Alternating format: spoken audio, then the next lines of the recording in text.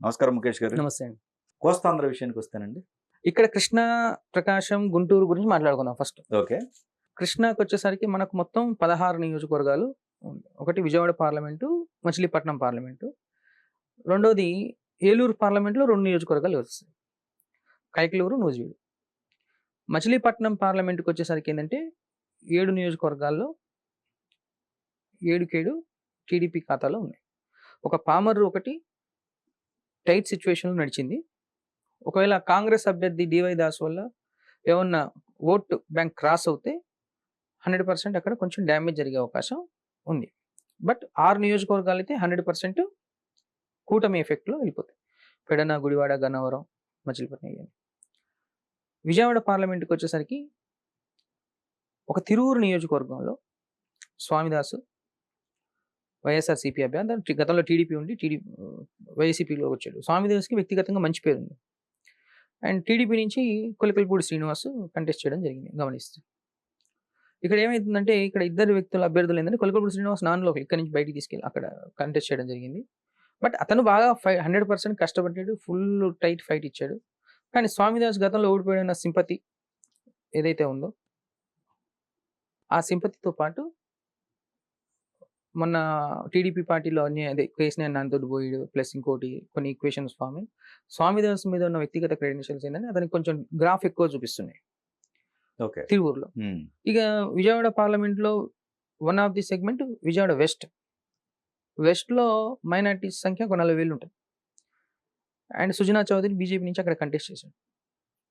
Minorities అందరూ ఆసిఫ్కి వేస్తారా, టీడీపీకి కూటమికి వస్తారా అనే ఈక్వేషన్లో మనం ఏదైతే మొన్న ఇందాక అనుకున్నామో గతంలో ఈ బీజేపీ ఎఫెక్ట్లో మహిళలకి కొంచెం టీడీపీ మీద సాఫ్ట్ కార్నర్, బీజేపీ మీద సాఫ్ట్ కార్నర్ తోటి అంటే ఉమెన్స్ ఓటింగ్ అనేది కొంచెం సుజనా చౌదరికి పడి సుజనా చౌదరి 100% గెలుస్తున్నాడు ఇక్కడ. నిన్నటి దాకా మనం ప్రీ పోల్లో ఏంటంటే మనం టైట్ ఇచ్చడం జరిగింది అది.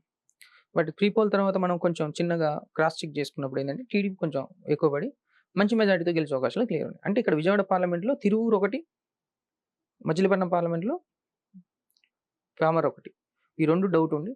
అండ్ ఏలూరు పార్లమెంట్లో 2 ఏదైతే నూజివీడు, కైకలూరు ఉన్నాయి. కైకలూరు బీజేపీ అభ్యర్థి గెలుస్తున్నాడు, నూజివీడు కొంచెం 50-50 ఛాన్సెస్ ఉన్నాయి. అంటే ఈ 3 నియోజకవర్గాల్లో మాత్రం వైఎస్ఆర్సీపీ కొంచెం ఫైట్ ఇచ్చే అవకాశం ఉంది. మిగిలినంటిలో మాత్రం ఎటువంటి ఫైట్ లేకుండా టీడీపీ కూటమి అభ్యర్థులు గెలుస్తున్నారు. ఇది కృష్ణాలో 16లో 13 దాకా ఉన్నాయి. ఇక గుంటూరుకు వచ్చేసరికి మనకు పల్నాడు నర్సరావుపేట పార్లమెంటు, మొన్నటిదా గొడవలు జరిగిన పార్లమెంట్, నర్సరావుపేట, సత్తెనపల్లి, పెదకూరపాడు, వినుకొండ, గురజాల, మాచర్ల చూస్తే ఇందులో నర్సరావుపేట ఒక్కటే కొంచెం ఫైట్ గట్టిగా ఇద్దరి మధ్య జరిగింది. అక్కడ వైసీపీ గెలిచే అవకాశాలు కొంచెం ఎక్కువ ఉన్నాయి. మిగిలిన నియోజకవర్గాల్లో మాత్రం మంచి మెజార్టీ తోటి టీడీపీ అభ్యర్థులు, కూటమి అభ్యర్థులు గెలుస్తున్న అవకాశం. సత్తెనపల్లి ఒకటి జనసేన అభ్యర్థి కంటెస్ట్ చేశాడు, సరే టీడీపీ అభ్యర్థి ఇలా కన్నా లక్ష్మీనారాయణ. ఇలా మాచర్ల వచ్చేసి జోలకండి బ్రహ్మారెడ్డి భారీ మెజార్టీతో వస్తుంది. అంటే ఇక్కడ ఉన్న 7 నియోజకవర్గాలు కొంచెం మంచి మెజార్టీ వస్తుంది. అక్కడ మాచర్ల, గురజాల ఈ 2 మంచి మెజార్టీలు వస్తాయి. మిగిలిన అన్ని నియోజకవర్గాల్లో 10-20 వేలతో మధ్యలో గెలిచే అవకాశాలు ఉన్నాయి. అంటే ఇక్కడ నర్సరావుపేట పార్లమెంటు కొంచెం క్లీన్ స్విప్ చేయడానికి ఎక్కువ ఛాన్సెస్ ఉన్నాయి. ఒక నర్సరావుపేట నియోజకవర్గం ఒకటి డౌట్. ఇప్పుడు మహేష్ రెడ్డి గారితో కూడా డౌటే, కాసు మహేష్ రెడ్డి గారితో అంతేగా 100%. Okay okay. గురజాలే కదా కాసు మహేష్ రెడ్డి. వీరభద్రనేని శ్రీనివాస్ గారు భారీ మెజార్టీతో గెలవబోతున్నారు అక్కడ. ఓకే ఓకే, నో డౌట్ అక్కడ. ఓకే. నెక్స్ట్ గుంటూరుకు వచ్చేసరికి ఏంటంటే ఒక పత్తిపాడు ఎస్సీ రిజర్వ్డ్ కాన్స్టిట్యున్సీ ఏదైతే ఉందో అదొకటి, తాడికొండ అయితే కొంచెం బాగా డౌట్ ఉంది. పత్తిపాడు కీన్ కంటెస్ట్ ఉన్న కొద్దిగా స్వల్ప తేడాతో గెలిచే అవకాశాలు ఉన్నాయి.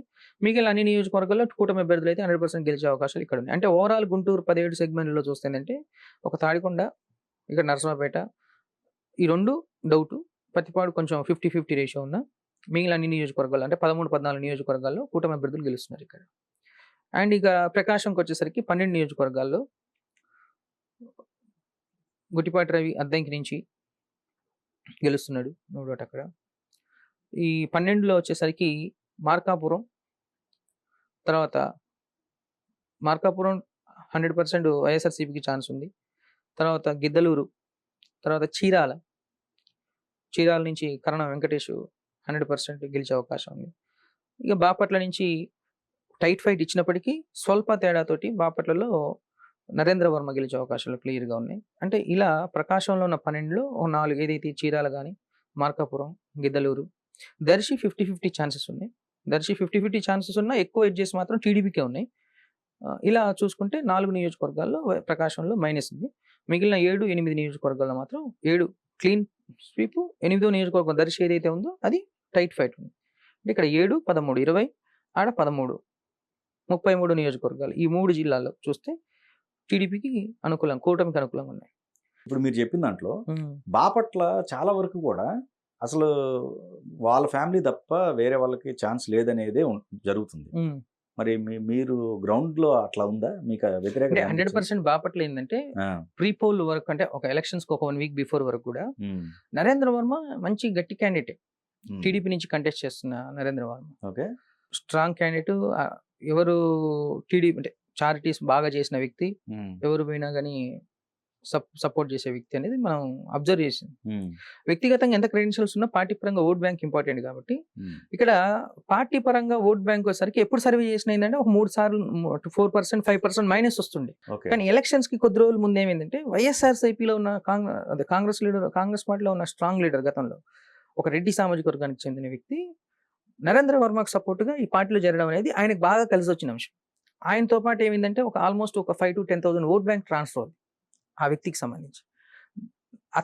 అతని చేరికే ఇతనికి బాగా కలిసి వచ్చే అంశం. ఎవరికి? నరేంద్ర వర్మకి కలిసి వచ్చే అంశం. దానివల్ల ఏమైందంటే ఎగ్జిట్ పోల్కి వచ్చేసరికి ఒక 2%, 3% ప్లస్ లోనే ఉన్నాడు.